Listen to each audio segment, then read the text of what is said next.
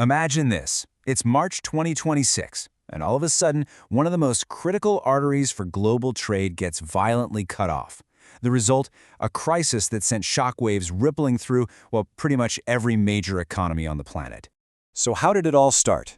With this. A chilling message broadcast over the radio on February 28th. It came from Iran's Islamic Revolutionary Guard Corps, and it was blunt. No ambiguity, just a straight-up warning to every ship in the area. This, right here, was the moment an unprecedented global shutdown kicked off. And, this wasn't just talk. It was definitely not an empty thread. I mean, within hours, that warning became a deadly reality. On March 1st, the oil tanker MT Skylight got hit by a projectile. The crew had to abandon ship, and tragically, 2 of them were killed. The crisis had just claimed its very first victims. Okay, so let's dive right in. First, let's just try to grasp the sheer chaos that was unfolding out there at sea. Those first few days, it was just a whirlwind of violence. By March 12th, you're looking at 21 confirmed attacks on merchant ships. And they were using everything: projectiles, drone boats, even naval mines. A tugboat was sunk. We know at least a dozen seafarers were dead or missing. The effect was just paralyzing.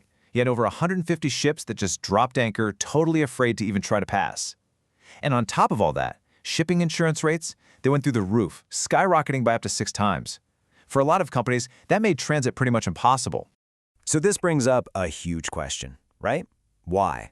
Why is this one narrow strip of water so ridiculously important to the entire planet?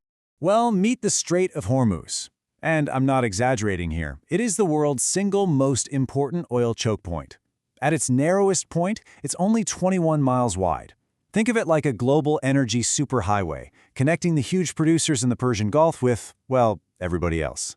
And the numbers here are just mind-blowing. A full 20%. That's 20% of the entire world's daily oil supply going through this one strait.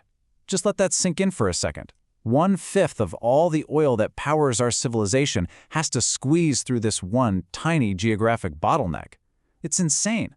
So where's all that oil going? This chart really tells the story. An overwhelming 84% of it is headed for the booming markets in Asia. We're talking countries like China and India that are critically dependent on this flow. And what that means is that the region, and by extension the whole world, is just incredibly vulnerable to any kind of disruption right here. And wow, look at this. This chart just perfectly illustrates the immediate impact.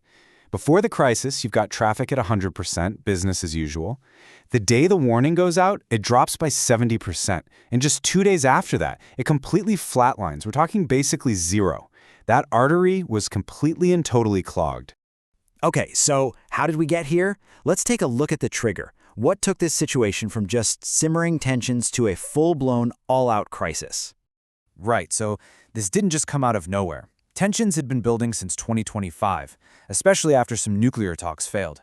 But then, on February 28th, you get the final spark: a coordinated U.S.-Israeli strike codenamed Operation Epic Fury, which resulted in the death of Iran's supreme leader. Iran's response? It was immediate and it was severe. Missile strikes on U.S. bases in the Gulf, and of course, the shutdown of the Strait of Hormuz.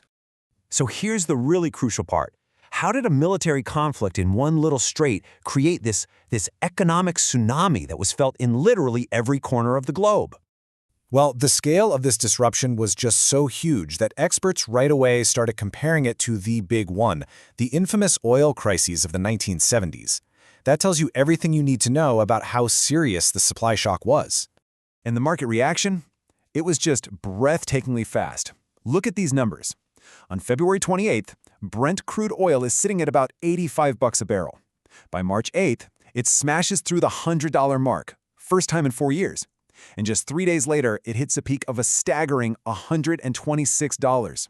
The speed of that price surge was faster than anything we've seen in any recent conflict. And this wasn't just about oil, not by a long shot. The damage just cascaded outwards. You had major producers in the Gulf, like Qatar and Kuwait, having to halt their production. Big energy companies started declaring force majeure, which is basically the legal way of saying, hey, something totally out of our control happened and we can't meet our contracts.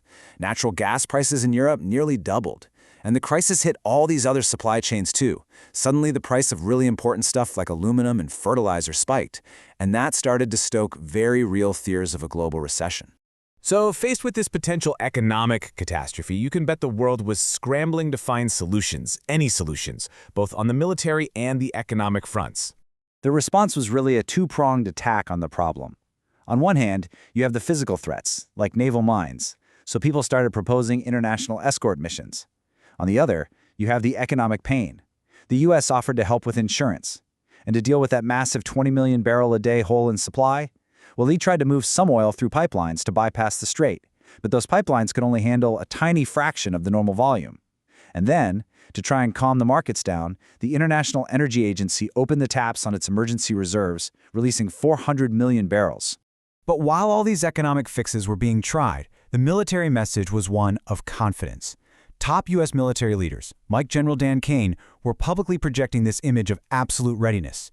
They were basically saying, hey, we can sustain this fight, and if we need to, we can absolutely scale this fight. But it wasn't all just about military threats. Behind the scenes, intense diplomatic efforts were kicking off. You had the G7, the EU, the UN, all calling for de-escalation, for a peaceful solution.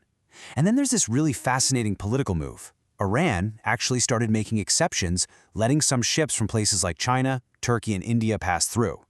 At the same time, as navies from all over were showing up in the region, the big shipping companies just started taking the long, expensive way around, rerouting their vessels all the way around Africa. We're talking weeks and a ton of extra cost.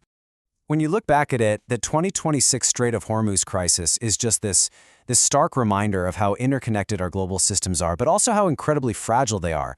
It really shows how a conflict in one tiny part of the world can bring the entire global economy to its knees. And it leaves us with a really critical and honestly pretty unsettling question. In a world that's filled with these kinds of choke points, where is the next crisis just waiting to happen?